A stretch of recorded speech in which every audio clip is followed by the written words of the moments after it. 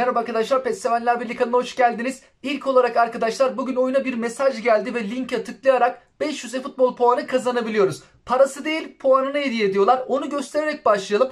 Belki oyuncu alacak arkadaşlarımız vardır, sınırda olan arkadaşlarımız. Sonrasında 1 milyar futbol paralık turnuvada önemli bir aşamadayız. Artık son haftaya girdik ve Weekend etkinliğinin de bitmesine 2 gün kaldı. Weekend etkinliğinde başarılıyız geçen haftalara nazaran ve sıralamada bir sıraya yükseldik, 4. sıraya. Son duruma değinelim. Peki önümüzdeki İtalya ile farkı nasıl kapatırız? Bir ona bakalım istiyorum. Oyuna girdiğimiz zaman şu manşet kısmında mesajlar var. Hemen buradaki izleyin ve 500 futbol puanı kazanın yazısına tıklıyoruz. Sonrasında sadece yapmamız gereken yayına yazısına tıklamak, 500 futbol puanı veriyor. YouTube'a yönlendiriyor. Videoyu izlememize gerek yok. Buradan oyuna döndüğümüzde 500 futbol puanını bizlere hediye ediyorlar. Etkinliklere gelecek olursak burada Weekend etkinliği var. 1 milyar futbol paralık turnuvanın içerisindeyiz. Ve ülkemiz bir sıra yükseldi. Bir sıra yükselmesi demek 40 milyon fazla futbol parası vermeleri demek. İyiye tıklayalım. Buradan kampanya web sitesine bir bizi yönlendirsin. Önümüzdeki İtalya'ya geçersek daha da fazla futbol parası alabiliriz. Peki İtalya'yı nasıl geçeriz? Şu anki durumumuza bakalım. Girdiğimizde bir sıralama diyelim.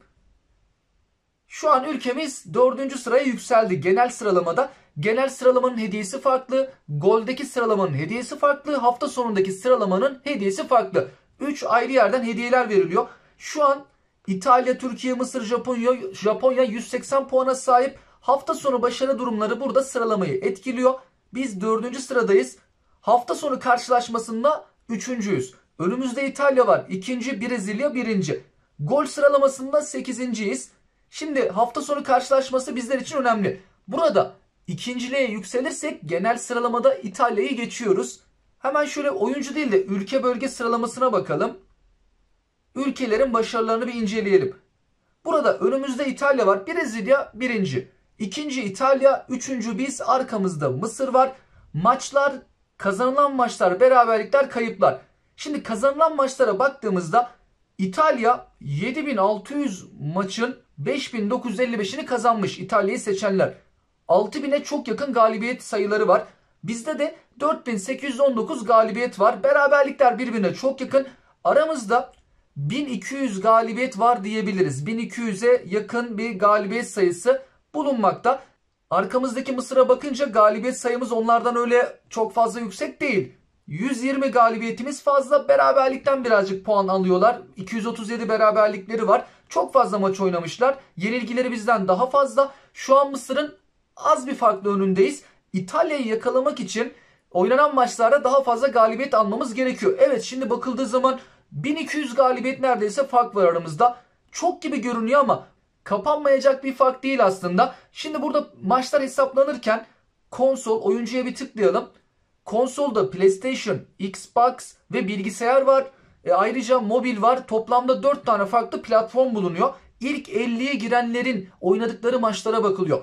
4 farklı platform, 50 kişi, 4 kere 50, 200. Aslında 200 kişinin oynadığı maçlara bakılıyor diyebiliriz. 200 kişi ilk 50'ye girenlerden hesapladığımız için 5 tane galibiyet alsalar 1000 galibiyet yapıyor. Yine yetmiyor. 6 tane alsak tam yetişeceğiz yani.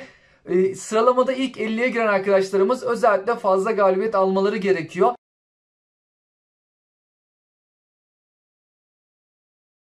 Dört farklı yerden hafta sonu karşılaşmaları oynayabiliyoruz. İlk 50'ye girenlerin son 15 maçı burada çok önemli. Şimdi ülkemizi bir seçelim. Cezayir seçili. Türkiye diyelim.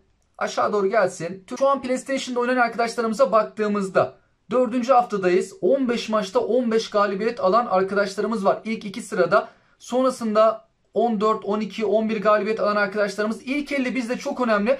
Bakın arkadaşlar, burada böyle 11. sıradan sonra galibiyet sayıları belirgin bir şekilde düşüyor. Şu sıralamalardaki arkadaşlarımız, oyunu konsolda oynayan arkadaşlarımız biraz galibiyet kassalar, mesela 2 galibiyet değil de şunlar 6-7 galibiyet olsa, tabi tüm platformlarda onu yapmamız gerekiyor. Mesela Xbox'a geçelim. Burada durum nasıl? Burada daha da düşük galibiyetler var. 7 galibiyet, 5 galibiyet, 4 galibiyet. Xbox'tan sonra bilgisayara geçelim. Bilgisayardaki galibiyet sayılarına bakalım. Bilgisayarda 14, 10, 10 galibiyet alan arkadaşlarımız var. Sonrasında böyle 10. sıralardan sonra bayağı bir düşüyor. 4, 2, 2. Sadece etkinliği yapan arkadaşlarımız var. Burada ilk 50 o kadar önemli ki şu bir galibiyet alan arkadaşlarımız bir el atsalar, 5-6 galibiyete çıkarsalar toplu bir şekilde İnanın İtalya'yı geçeriz. O 1000 fark kapanacak bir fark. Mobil'e geçecek olursak haftalardır Mobil'de çok galibiyet alan arkadaşlarımız var. Hemen Mobil'i de sıralasın. Mesela Mobil tarafında 14, 14, 14, 14, 14, 14, 13'ler çok fazla galibiyet sayısı var. Çift hanelerde. Evet, ilk 50'ye baktığımız zaman minimum 10 galibiyet alan arkadaşlarımız var. Mobil tarafında bir sıkıntı yok. Belki biraz daha galibiyet kasabilirim. Benim 11 ama bunu 13'e 14'e çıkarabilirim diyen arkadaşlarımız olabilir. Onlar da hani devam edebilirler. Veyahut da bu iyi 14 galibiyet almıştır, bozulsun istemez arkadaşımız burada da bırakabilir. Burada durum şu: eğer oyunu PlayStation'da, Xbox'ta ya da Steam bilgisayar üzerinden oynuyorsak gördüğünüz üzere 1 galibiyet 2 galibiyet alan arkadaşlarımız var. Belki böyle pek oynayamıyordur, vakti yoktur ama bu akşam yarın vakti olan arkadaşlarımız varsa bir el atarlarsa biz sıralamada İtalya'yı geçebiliriz. Kapanabilecek bir fark aslında. PlayStation, Xbox ve Steam'de 50'şer kişiden toplamda 150 kişi demek bu.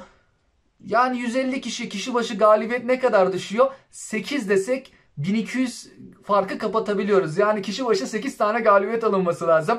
Kolay değil ama öyle zor da değil. Maçtan oynansa yapılacak da bir şey. Bazı arkadaşlarımız 2 maç oynayıp 2 galibiyet almış. Devam etseler belki çok rahat 8-10 galibiyet alacak arkadaşlarımız var. Dediğim gibi arkadaşlar, vaktiniz varsa bu turnuvada benim de katkım olsun ve temel takımınızı, milli takımımızı seçtiyseniz burada sıralama kasabilirsiniz. Özellikle de konsolda oynayan arkadaşlarımız. Mobilde sıralamalar gayet iyi. Konsol tarafında şu finali de iyi yaparsak İtalya'yı geçebiliriz. Neden olmasın? İtalya'ya geçersek daha fazla futbol parası alacağız. Hemen onu da göstereyim son olarak. Şimdi buradan ayrıntılara giriyoruz. Şu anda 105 milyon futbol parası alıyoruz. Şimdi buradan kabul et diyelim. Oldu ki biz İtalya'yı geçtik diyelim. Hemen şöyle bakalım. İtalya 3. sırada olduğu için 80 milyon alıyor. Biz 4'te olduğumuz için 50 milyon. Buradan 30 milyon fark var aramızda. Genel sıralamada. Biz İtalya'nın yerine alsak, 3 olsak 80 milyon gelecek.